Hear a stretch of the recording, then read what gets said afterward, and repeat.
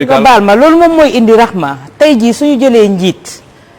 fal ko mu jàppee boppam buur parce que dañ koy teg ci benn piédestal boo xamante ne àggu fa suñ ko jàppee woon comme un citoyen dina jàppee boppam comme un citoyen mais non tey suñ la tegee ci benn piédestal bi loolu moom mooy indi ñu fal la nga defe ne yow yaa supérieur ñi nga xamante ne sax yàlla mais leader bi aussi avant de pas se passer de la leader bi également xamal Abou Eda nee naa la mais leader bi également ñi nga xam ne la jiite war nañu xam bu fekkee il souffre de quelque chose ak yooyu cotisation mais ñu jàppale ko am na yoo xam ne war nañu ko seetaan ba lii di ko ci fekk ne man je l'assume et je le dis ici défi organisationnel la suñu ñun te am na loo xamante ne Ousmane Sonko fi mu toll ñun xam nañ ko parce que ñooy liggéey ak moom macha allah mais lu bëri ñu ko doon seetaan mu koy defal boppam commencé nañ ko xeex déjà en interne pour du mësati am ndaxte ku feebar moo lay demal nga nekk sax ci région yi gën a sori am na xale bu ndaw buy liggéey ak moom suñu siège benn standardiste la maanaam ñun ñëpp ñoo xam ak bu baax ay 20 et quelques années la am bi papam gaañoo moo taal otoom ànd ak moom ci otoom yóbbu ko ba ci àll yi gën a sori te pourtant carburant bi mu def moom moo jël xaalis boppam di ko fay léegi nag pour ñëw ci thèse complot bi xam nga tey c'est très facile du sori parce que président Macky Sall am na lu mu wax RFI ba tudd waxu complot mais ministre bi aussi am na lu mu wax ñu xam ne yëg na dossier bi mais bu ñuy dégg soxna soo xamante ne nee nañ ministre de l'intérieur mooy jëkkëram xaw ma takku suuf la ñuy wax xaw ma lan mais nee nañ mooy ministre de l'intérieur mooy jëkkëram soxna soos ñu naan moom moo rédigé plainte rédigé wu ko mais soxna soosu avocate la juum envoyé SMS avocat wu Ousmane Sonko ci SMS bi la affaire bi ñu koy tuddee affaire DSK. mais yaakaar ngeen ni dinañu cuune googu noonu xam nga yàlla. ay mbiram ak ay waxam. est-ce que du manipulation également. yàlla ku ko nekkal mu nekkal la oustaz maa ngi koy dégg sànq bi wax ay xaris yu am solo mais am na xaris boo xamante ne man dama ko jàpp parce que yoon salaa salaam nee na. man lam yaxtam amral muslimina fa laysa minhum ku dul itteewoo mbiru nit yi boo koy suñu ñun dañ nekk loo xamante ne dañoo jàpp ni sacerdoce dañu jàpp ni lii jaamu yàlla la moo tax du njombe ñu juum comme ni ñu juumee de si réquisitoire bi bind turu soxna si juum si ñu juum envoyé SMS avocat wu Ousmane Sonko te ba léegi déggoo ñu weddi ko waaye aussi avocat Ousmane Sonko li ñu ko wax ci biir mooy li ñu bëgg mooy tey ne ko dans la boue yàq deram la ma tax ñu yàq deram comme DSK la ñu tuddee dossier bi DSK boobu dafa dem ba jamono comme ni ko tonton doon expliqué sànq war a mën a nekk président France fi ñu ko jaaree fan la mun ñu koo jox alal mun ñu ko jox poste mu doy leen financier bu mag la parce que ñu doon jàng France booy jàng assurance en cas de vie en cas de décès dañ lay jàngal ay coppite yoo xamante ne moom DSK turam lañu ci bind moom moo ko indi donc bu ñu ko defee loolu lépp mënuñu ko daaneel fi ñu ko jaaree mooy tàqal ko jigéen moo tax ñoom ki nga xamante ne ñu ngi koy jim ne soxna ministre de l'intérieur la ñu koy muy benn waaye beneen affaire bi mooy xale bi nga xamante ne moo jël si ndaw si guddi gi te gendarme yi déglu ko laaj ko foo bokk mu ne man sama nijaay mi ngi tudd Maodo Malick Mbaye Maodo Malick Mbaye Macky Sall moo ko nommé par décret non Maodo wax na ko sax Maodo wax na anamu donc kenn ku nekk biir APR benn bokk yaakaar ñu dégg la ni yaa ngi ci dossier bi ñu dégg ci dossier bi soxna ministre de l'intérieur ñu dégg ci dossier bi ministre de la justice wax ci wax boo xamante ne ñëpp xam nañ li muy wax tegul ci benn solo amul benn maanaa daf ñuy gën a conforter ne ni état da ci gën a rawatina loolu aussi démb dégg ngeen Ousmane Sonko mu ne ci buntu këram mais policiers yi ñu fa jàpp ñu koy espionner pour lan la man toog naa sama service nit ñëw ne ma yu mais est-ce que xam ngeen seen waay ci salon de massage lay dem mais ça m'a semblé tellement absurde ba ma tontoo ma ko sax sama service man laay waxee ne ma est-ce que xam ngeen seen waay si ay salon de massage dem parce que bu ko neexee mu dem salon de massage bu yëgee coono ñoom dañoo gis benn non yéen loolu tamit waru leen ci non Fadilou attends Ousmane Sonko du n'importe qui tamit Ousmane Sonko bàyyi leen nag di minimiser loolu Ousmane Sonko du n'importe qui mais Ousmane Sonko baal ma tonton Ousmane Sonko du n'importe qui mais Ousmane Sonko aussi Ousmane Sonko la mu yoree njabootam jafe-jafe ya mu nekk ak xaalis bi nga xamante ne ñu ngi koy xaalis politiciens yu bëri wallahi azim Ousmane Sonko amu ko. mais yéen a ko jiital non doucement non attention. yéen a ko jiital saytu leen ko association dafa am lu muy doxee te parti association la. te dafa am lu muy doxee am loo xamante noonu lañ koy financer mais aussi comme ni ko madame waxee léegi. d'accord ñun faluñu buur. on va passer ñun faluñu buur. waaw voilà. Cheikh Tidiane ñu may ko mu intervenir également. te tey gis nañu aussi Adji Sarr audition bi mu def. ñi wax ni def na yeneen révélation yoo xam ni elle se dit même prête également à confronter Ousmane Sonko gis nañ ko. waaw mais xam nga gis nga man sànq maa ngi dégg Aliou Sow ak. kii waaw ñuy wax dëgg la li ngeen wax man boobu du kii waaye nag Aliou Sow dafa am ay fait yoo xam ne man xam nga ba léegi fi may waxee man waxuma affaire bu kii bi dossier parce que dossier bi mu nga justice mais man je parle de la population. perception bi ñuy am man loolu laay wax population bi moom nu mu koy jëlee boo laajee sénégalais yi ñu ci bare dañoo jàpp ne que lii viol amul complot moo am man loolu la xam nga man bu woo ba léegi il faut que ñu nangu aspect boobu parce que aspect bu important la on parle de politique et qui dit politique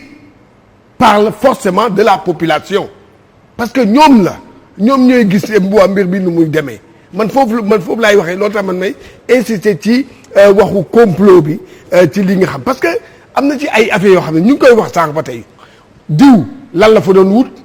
diw yooyu yëpp mu ngi am kon nag loolu moo lay wan ne que lii tey jii ñu ngi ci benn kii boo xam loolu moom moo tax mën doon affaire u Dominique Strauss-Kahn indi affaire u jombal xaw ma base boobu waa boobu indiwaat ko parce que daf fi amoon pour liquider benn adversaire politique booy xool Alain Foka bi muy interviewé kii xaa déggu leen li mu ko wax dafa utiliser le mot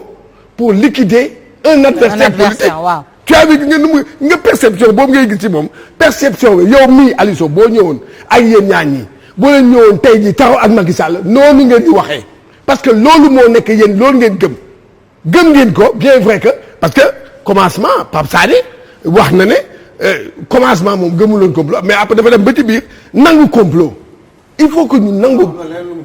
waaw doo dégg lu ma la wax non c'est que dafa dem ba ci baax non après DG c'est que DG ci boppam moom moo dem parce que DG wax na fi benn wax boo xam ne DG nga baal ma waaye yow da nga gën a dugal parce que waaw ni ñuy defee politique tu as vu gis nga noonu moo rafetul waaw moo rafetul donc ce qui veut dire accepter nga ne que Sénégal c'est que dañuy bëgg wax tous les coups sont permis en politique moom la voilà pour neutraliser l'adversaire avec des voilà c'est ce qu'il dit Oustaz maa ngi ñëw léegi ci yow en fait man li ma bëgg a wax Cheikh Tidiane moom mooy man d'accord naa ci li nga wax actuellement politique gu Sénégal war nañ ko gën a mën a defar te nee naa la bu ma toogee fii loolu moo tax dama jàpp ni Sénégal ñun ñoo ko war a defar waxuma la c'est pas parfait de politique gu Sénégal dañ ko war a defar loolu je partage j'assume totalement mes mots ni ñu koy war a defaree moom mooy déjà mu am moment wu politique ak moment wu liggéey mais malheureusement Sénégal loolu amu fi dañuy politique tout le temps loolu benn affaire la leneen li nga xamante ne aussi bëgg naa ko wax toujours rek par rapport ak li xew moom mooy que ni ñun dégg nañ Ousmane Sonko mu ni moom kat bañ ko dàqee ca la mu doon liggéeyee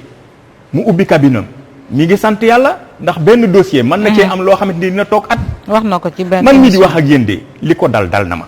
mais yàlla xam na ni 20 000 francs laa doon fay par séance ci kinésithérapeute te kinésithérapeute yi génn nañ wax lool kon wax dëgg yàlla tamit il faut que ñoom ñii man de dama jàpp ni moom sax reconnaître na ko Fadilou nee nañ am na lu leen naxari jàpp nañ ni loolu erreur la war nañ ko mën a encadrer te waroon nañ ko mën a encadrer ba foofu du fa dem ndax la jig ma sàmba jigul ma dem ba encore une fois kon encore une fois kenn amatul sécurité Sénégal non sécurité Sénégal yaakaar naa ni lii du lu bees ci Sénégal xëy na kay dafa dal ci homme politique ñu politiser ko mais tey boo demee tribunal chaque jour nga fekk fa ay procès yoo xamante ni nii même chose la waaw léegi lan moo tax ñooñu ñun ñu nangu ni ñoom ñoo def ñu war leen a juger tey ñun ay politique lañ mais ñun xanaa kon on est au-dessus des gens il faut que ñu reconnaître que Sénégal état de droit la état de droit amul président moo ne état de droit nag moom moo leen di protéger état de parce que droit seen bés bu ma joxee état de droit amu fi dëgg la état de droit amu fi kooku c'est une déclaration du chef de l'État président moo ko wax ci gémmiñam moo ne am na ñoo xamante ne su joxee seen dossier dëkk bi tàkk donc ça veut dire que justice du ko bàyyi mu def liggéeyam ci dossier yooyu état de droit bu amoon ñëppay toll justice dama ni ñu jël des services de renseignement mettre leen devant chez Ousmane Sonko tamit dama ni est-ce que c'est à armes égales également espionner xam nga ñooñu ku nekk ak sa liggéey tey suñu force de défense et de sécurité yi am nañ ay xarale yoo xamante ni nii tey lépp lu xew fu nekk war nañoo mën a xam la fay xew ak lañ ca war a def pour mu indi jàmm ci Sénégal kon espionné wuñu kenn loolu aussi il faut nga reconnaître parce que dafa bokk ci seen dafa bokk ci seen. président bi wax nee na am na ay dossiers yoo xam ne moom. nit ñoo xam ne suñu leen jàppee su leen jàppee dëkk bi tàkk xam nga encore une fois ci loolu man loolu rek laay laaj. mais man dama ni le président de la République actuellement. sa préoccupation ñun ñi nga xamante ni lan ngay xalaat ci loolu la ci li wax boobu mu wax. nee na lan nga ciy xalaat. non mais attends ci dossier yoo xamante ni bu ko génnee dëkk bi tàkk. waaw noo tax da koy bloqué am na yoo xam ne du leen tëj mukk lu ñu mënti def njombe yu ñu mënti def ci Sénégal. du leen tëj parce que bu ko defee il faut mu teg ci loxoom parce que bu ko defee dëkk bi day tàkk yow la nga xalaat ci wax boobu. xam nga man xawma dossier yi ngay wax. non. mënuma cee joxe position. déclaration non loolu man mënuma cee joxe benn position honnêtement parce que xawma yan dossier ngeen di wax xawma lan moo ko tax moom mi nekk président de la République mais dama ni ki ñu fal ñu wootee ko dëgg may déglu ki ñu fal wóolu ko sénégalais yi jiitu ko est-ce que xam nga moom moo ñu war a aar moom la muy xamuñu ko fa muy war a mën a jële décision pour li nga xamante moom mooy intérêt wu Sénégal aussi ñun àgguñu fi kon war nañ koo mën a wóolu bàyyi ko mu doxal li nga xamante moom mooy nekk njariñu Sénégal d'accord man loolu mooy sama position am na droit wax boobu mais concède-le lui damaa jàpp ni daal président de la République li ko ñor mooy fexe ba jàmm am ci Sénégal kon à un certain niveau moom mooy apprécier la muy def ndax moom moo am ay information yoo xamante ne yow amoo ko man aw ma ban président la ñu war a wóolu ki nga xamante ne en 2011 moo doon Abdoulaye Wade dafa defee 3e mandat te tey mu naan wóoru ko ndax dina ko def wala du ko def moom mi nga xamante ne da koo bëgg di ko affiché moom ban Macky Sall ban Macky Sall war a wóolu ban Macky Sall la ñu war a wóolu mais ba conseil constitutionnel joxe le président Abdoulaye Wade pour mu nekk candidat mais bu ngeen waxalee yàlla yéen ñëpp fekk na leen fi Macky Sall bokkutoon ci ñi doon xëy di dem place de l'Obélisque di sànni ay xeer xëy na sax looloo tax Sénégal yi choisir dafa dem ci àll bi campagne yi loolu moo ko may mu devancer Sénégalais yi dem wax ak Sénégalais yi présenter leen son projet politique tey nag kon Sénégalais yi ñu fal ci fitna ñu doon ànd ak moom di xeex foofu nekkaloon ko foofu di jàmmaloo gars yi tey moom Macky Sall ñoom la jàkkaarloo di xeex ak ñoom di leen tëj tey xam nga ñoom àndoon en 2011 di xeex Macky Sall jàpp tey fitna loo ko mën a wax xam ni fitna Macky Sall du ki nga xam ne su vaccin sa nee bu ko jël da koy may ko dégg Macky Sall mi ngay wax nañ ko fi lu nekk mais du nitu fitna mais dafa gaaw a mer daal. déedéet xam nga ku nekk ak sa caractère ku nekk ak ni nga waxee mais président dafay dépassé foo xamante ni sax dañuy mais ni mu waxee ci vaccin bi moo tax xam nga. déedéet. loolu moom beneen affaire la yow vaccin bi wax naa ci début nga ni bëggoo ci wax dama la ne woon fin bi dinañ ci wax tey nga ñëwaat ci vaccin bi. non dama ko ñëwoon ci fin émission vaccin bi moom li ñu ci war a wax lenn rek la. déedéet sant le président de la République. non attends balaa ñu koy sant vaccin Sénégal. déedéet xaaral damay may oustaz mu ñëw moom joxe na boo xamante ne doole kese lay joxe. ba mu nekkee premier ministre am na kenn koo xamante ne Pastef mus na ma ne yéen ñëpp yéen a doon défendre Macky Sall di ko xeexal mais man dam ko teel a contre en 2011 pourquoi mu ne ma yaa ngi fàttaliku Macky Sall ba mu demee di voter nekk premier ministre amul carte d'identité forcé voter nitu doole la ak koo xamante ne salfaañi yoon faalewul kenn parti bi ngay gis ni dañuy amuñu sax organisation semblance d'organisation lañu am mooy gérer lépp ci kaw. d'accord alors ñu dem ci oustaz gis nañu sax ñoo xamante ni ci coow li ñu ngi ciy jóg di ci dox sax tànku jàmm mu mel ni ñoom imam Mactar Gueye ñu ngi koy gis ONG Jamra ñu ngi ciy dox daal wax dëgg yàlla ay tànk pour apaiser ko yaakaar naa ni apaisement boobu tey ji xanaa ci ñaari parti yëpp comme ñii complot la ñu wax ñii également ñi ngi gis ni ñu ngi koy politiser da ciy baax tamit ñu indi tuuti dal ci réew mi. waaw Rama moom ala kulli xaal lu mën a xew rek. jàmm moo gën loola. waaw li mag ñi daan wax ne lu waay di wuti. lu waay di wuti ba ñàkk jàmm song la da nga teg loola ca suuf wuti jàmm ba noppi doog koo jéem a wuti waat kon lu nu mën a am rek jàmm moo ñu ko gënal. jàmm nag bu fekkente ne dafa war a jóge ci ñi yor nguur ñu ngi ñaan yàlla na fa jóge te ñu ngi leen koy ñaan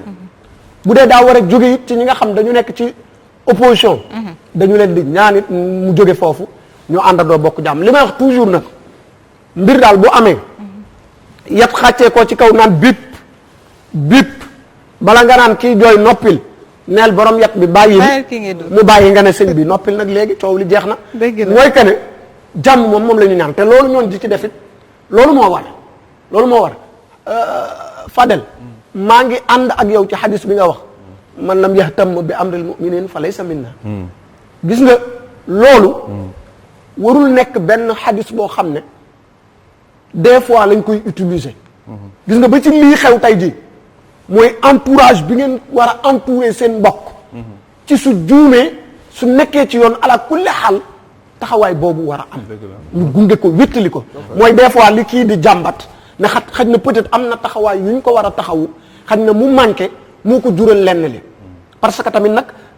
li ñuy naan ki lay wut jéem jotu la day xool fa nga gën a jege jaara yàqala la àlla mën na am xaw ma waaye ala kulli xaal li am solo mooy da nga wax ne bi ngeen jógee ci élection rek yaa ngi gis ne seen parti bi commencé na am doole di gaaw di yokku te wolof nee na ku teraanga am yokku faaw ay noonam yokku kon dafay laaj fépp fu ñu waroon a taxaw rek pour bañ a may ku am accès fa parce que xam nga boo gisee problème mu Seydina Ali Hasan ak Husayn bi leen Yazid ibn Muawiya di éliminer parce que dafa jàpp ne pour mu am pouvoir tant que Hasan ak Husayn ñu ngi fi du am pouvoir mu wut moyen fay soxna Hasan mu posone ko mu fexe ba nax Husayn yóbbu ko Karbala reylu ko fa kon nag des fois tamit ñun tamit dañuy laaj ñu jël moyens yi ñu war a am waaye nag li nga xam ne ONG Jamra mu ngi koy dox loolu seen wareef la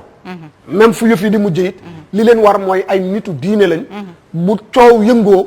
la leen war mooy ñu sol seen dàll dox ci tànk jàmm mooy li may wax man depuis coow li commencé ba léegi mooy jarul ñun nitu diine yi ñuy soobu ci biir problème bi ndax leeruñu ba ñu war caa wax waaye nag pour dox jàmm am moom loolu moom ala kulli xaal war naa am te yàlla na ko yàlla def yàlla na ci jàmm rek mujj ba réew mi dal dara bañ a yëngu benn fitna bañ a am loolu daal fépp foo xam ne solution mën na faa jóge ñu ngi koy ñaan yàlla c'est naa li nag fi may daanele mooy baal ma rek xama li mu wax sànq ne d'accordul ci ne Sénégal jàmm dafay am ndax feneen ay yonent fa tëdd te jàmm amu fa attention jàmm dafay am xam nga lu tax foofa yonent yeeg wali yu ya fa tëdd ñun ni ñu fonkee sunuy wali yu ñoom fonkee wuñ noonu seen i wali yu te oustaz yaakaar naa dañu ne sax fu deretu yonent tuuru tamit jàmm du fa am dootu fa am beneen bi ci des mooy fii Sénégal dafa am ay lawraat am na mag ñoo xam ne ci réew mi billahi wallahi wa tallahi talu ñu lekk foo leen fekk dog yu may réew mi jàmm lañ nekk talu ñu lekk talu ñu naan nelawuñ ngir ñaan rek jàmm heure bi Cheikh Tidiane Diop mi ngi may wax waaye ñoom tamit Abdoulaye Wade wax na leen ko nee na leen Cheikh Tidiane dëkk bii Cheikh Tidiane s'il te plaît dëkk koy doxale di def affaire maa tey di lekk xaalis bi di def lu nekk xam nga ne nga loolu jàmm du am ci dëkk bi waaw dëkk baa ngi yàqu de Cheikh waxuma benn wax damaa tëje ci ay ñaan waaye xam nga bi ma déparé jox naa ku ne cëram dëgg la mooy opposition bi li mu war a def nañ koy def nguur li muy def mu war ko def ñu war a ñaan jàmm am man loolu laa bàyyi Cheikh Tidiane benn point rek Cheikh Tidiane s'il te plaît heure bi jot na donc dimbali ñu ci daal ñu ngi mel ni état justement dañuy wax doo dégg loolu moom may mer loolu Cheikh Tidiane xool bu tàng baaxul moom day jékki-jékki mel ni ku ñu piqûre Cheikh Tidiane s'il te plaît ci vaccin yooyu sax la ñuy wax ci vaccin yi pour tëj justement ñu gis président dose yi nga xamante ni yónnee nañ ko Sénégal ay 200 000 doses waaye doses yi dañu gis ni déjà doyul sax Sénégal moom mi ngi koy may tamit waa Guinée ak waa Gambie te moment boobu nga xamante ni ñi ngi xeex fii corona bi est-ce que loolu également c'est pas paradoxal tamit. En fait moi je pense que encore une fois wax naa ko il faut que ñun ñëpp ñu féliciter le président Macky Sall ci taxawaayam ci mbas mi. par rapport ak li nga xamante ni moom mooy vaccin yi déjà ñëw na Sénégal loolu day ak li mu def jël quelques doses. waaye ñun doy amaguñu lu doy 20 000 jox ko ay pays yoo xamante ni nii. yu jege Sénégal la loolu day confirmer encore une fois leadership am ci sous-région bi. mais est-ce que ça va servir à quelque chose? Mooy loolu non ça sert à rien du tout. À rien justement. mais ñun les 200 000 doses ça nous sert à rien du tout. mais le président a dit que dafay doog a agsi ñun dañoo war a ñàkku. aar suñu bopp mais dañuy aar pays yi nga xamante nii dañuy fexe ba pays yi ñu jege ñoom ci seen bopp ñu fexe ba aaru. parce que tey bu ñu aaree Sénégal kese. balaa nga aar fële doo aar sa population ba pare. dama lay wax exemple la. xam nga 20 000 doses. c'est rien pour un pays mais loolu exemple la déjà ñooñu dañoo xam ni ñoom ci seen bopp dañoo war a wuti ay vaccin beneen bi mooy li fi ñëw 200 000 doses mais nee na ku vacciné wul dafay dem yóbbu vaccin yi tamit da koy maye ji yeneen pays xam nga moom la ñuy wax léegi que président dafa def li mu war a def li mu def dafa leer moom mooy indi na vaccin yi ñàkku na communication toujours dans la communication du président toujours voilà. dafa ñëw def li mu war a def mooy ñëw na indi na vaccin yi moom ñàkk na gouvernement am. merci ce dernier mot c'est. sama dernier mot encore une fois. sama dernier mot. ñàkku nga wala ñàkku man je suis pas encore concerné amaguma 60 ans. nekkuma personnel de santé voilà nekkuma ci personne cible yi. sinon kon dañuy nekk ay privilégiés. pourquoi ñu ñàkk yéen ñàkku leen ñun ñëpp ñoo. bàyyi leen ñu conclure heure bi loolu mu wax ci loolu mu wax noonu rek est-ce que xam nga ne nga Macky Sall du tey jii la ko def. président Macky Sall waaw président Macky Sall xam nga ne ah yéen a ngi fàttaliku fii Coupe d'Afrique 2017. lu mu non xam nga lan la def 2015 pardon damay kii mu dem jël droit télé jël ko dem jox ko Guinée-Bissau bàyyi ñu ñun les télé privées moom daal nii rek la fi nekkee. d'accord moom day dem di joxe fële di ñuy bàyyi ñu. voilà xam nga man sama li may tëjee. mooy encore une fois li oustaz wax rek. di ñaan jàmm ci Sénégal ndax lépp lu waay di wut ba ñàkk jàmm xam ne jàmm ko gën. encore une fois politique yi les partis politiques réunis ñu xam ni moomuñu Sénégal. d'accord ñun buñ ñu boole woon ñun ñëpp mënuñoo taal Sénégal. kon nag loolu laa bëgg ñëpp a xam ko encore une fois képp kuy wax ak lu mu mën di doon waxal ci jàmm nitu diine yi dox ci jàmm am ci Sénégal. merci Fadilou. dañuy wax ci xiif bi dañuy wax ci suñuy sonn dañuy wax ñi suñuy feebar ñi amul lu ñu lekk. ñi ñu tolok chaque jour yooyu ci yooyu la ñu war a wax. non attends yéen da ngeen di waxu jàmm émission bi tëju rek ñu jàmm xanaa Fadilou jàmm la. s'il vous plaît. xiif feebar jàmm la. Fadilou sa dernier ma noppi man bàyyi naa xam nga on n'a pas le droit de seen parler. lépp rek luubal la ak manque de sérieux li ñuy wax fii lu si bëri fii gën a dégagé wu mooy yàlla bay sol jàmm aussi dañ koy cultiver da ngay teg ay actes surtout boo nekkee président. wax dëgg la. xam nga tey bu ñu ñëwee nañu piqûre yi ñuy wax nii 200 000 doses matul d'accord ministre bi tuité ne dañu koo may. demaat tuuti lii ay organismes internationaux yu bind ne Sénégal day commencé vacciné wu ndax dañu koo may. 200 000 doses de vaccin may. ñu xëy ne 2 milliards 200 lañu ko jëndee. loolu lu bëri la tappale la. ba pare bu ñu fàtte ne bi ñu demee groupe consultatif nasaraan jaaxaarloo na ak Macky Sall ne ko dinañ continuer gën a liggéey ak Sénégal te continuer di ñàkk seen ndaw yi pour di wàññi seen jur grossesse su xale yi. donc koo xamante ne la say bu nekkoon santé wu nit yi moo ko tax a yëkkati benn Sénégalais du xaar ñu lay woo ne la demal piqûre wala président de la République di organiser cérémonie au palais. pour def bul tax gars yi bañ a dem ñàkk non c'est pour dire que lépp li ñuy def. tappalee moo ko wër ak caaxaan. jàmm nag yaa koy bay. président bu merci. On dit que Ousmane Sonko aurait reçu une convocation est-ce avéré? Aux dernières nouvelles sànq rek man gis naa ko. mais waxuma ne jot na convocation. ok d'accord. Voilà ce qu'on peut garder pour cette nuit alors voilà le temps ñu xool d'ici demain si c'est avéré ou non en tout cas ñuy remercier waat bu baax DG Sayer Diop bu AME de jaajëfal Fadilou Keita également suñu chroniqueurs yi jaajëfal bu baax képp ku ci jàppoon rek mu sotti joxante dig daje vendredi prochain jaajëfal Cheikh Tidiane Diop Amdi Sidibé Sëñ Saliou